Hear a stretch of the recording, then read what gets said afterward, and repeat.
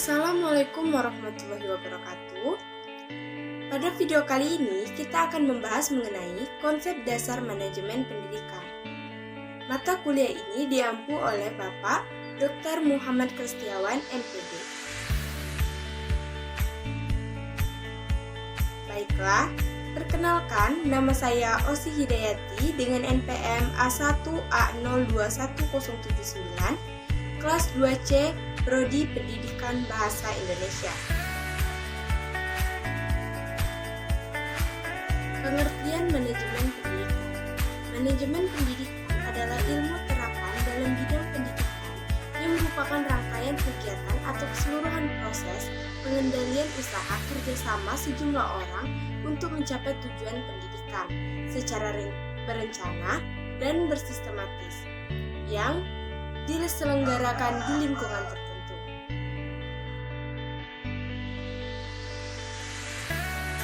Unsur manajemen pendidikan menurut Usman 2009 dan Henry Fayol 6M yaitu sebagai berikut. 1. Manusia berperan sebagai manpower. 2. Material atau barang. Material digunakan sebagai proses produksi dalam suatu perusahaan atau organisasi.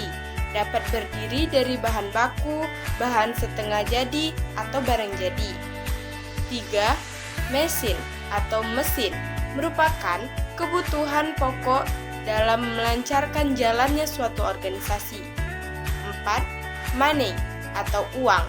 Money modal dibagi menjadi dua, yaitu modal tetap berupa tanah, gedung, atau bangunan, mesin, dan modal kerja berupa kas atau piutang.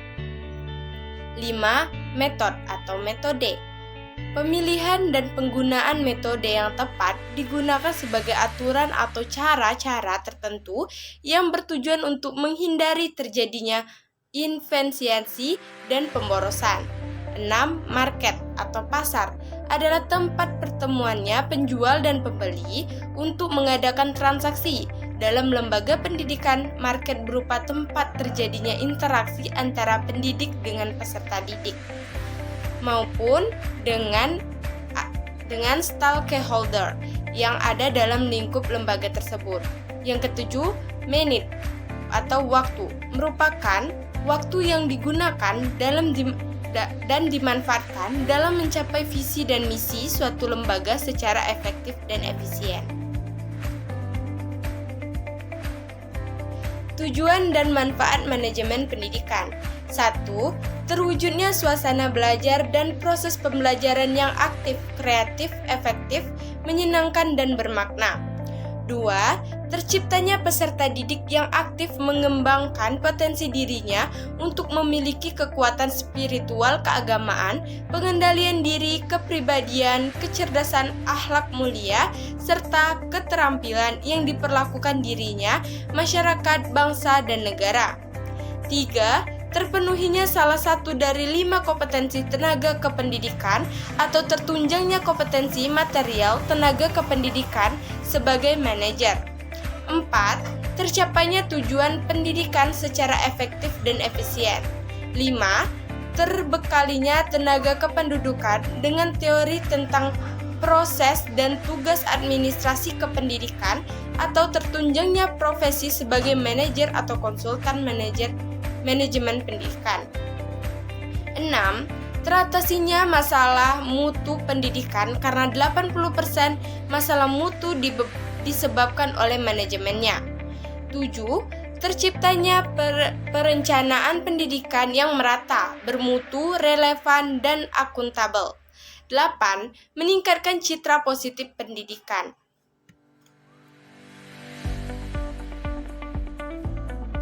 Pembagian manajemen produksi.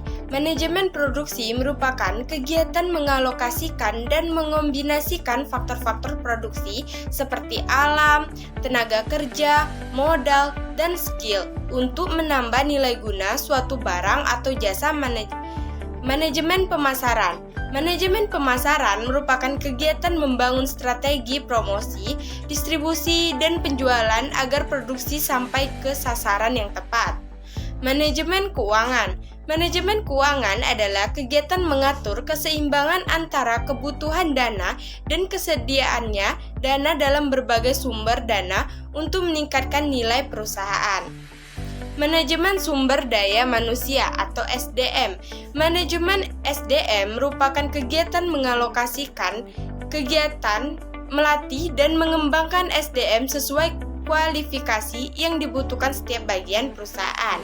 Manajemen administrasi atau akuntansi. Kegiatan manajemen akuntansi adalah mengumpulkan, mencatat, menganalisis, dan melaporkan kegiatan perusahaan sebagai bahan pengambilan keputusan.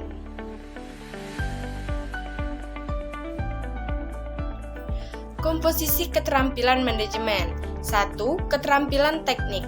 Technical skill merupakan kemampuan untuk menggunakan alat-alat prosedur, teknik suatu bidang, khusus ahli bidang, teknik pemusik akuntan. 2.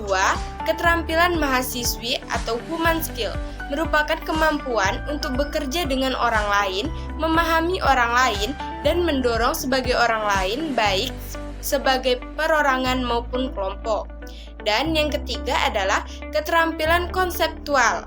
Conceptual skill merupakan kemampuan mental untuk mengkoordinasi dan memadukan semua kepentingan dan kegiatan organisasi yang meliputi A. Meliputi organisasi secara keseluruhan, dan B. Memahami perubahan pada setiap bagian yang dapat mempengaruhi organisasi. Ruang lingkup manajemen. 1. Manajemen kurikulum. 2. Manajemen personalia.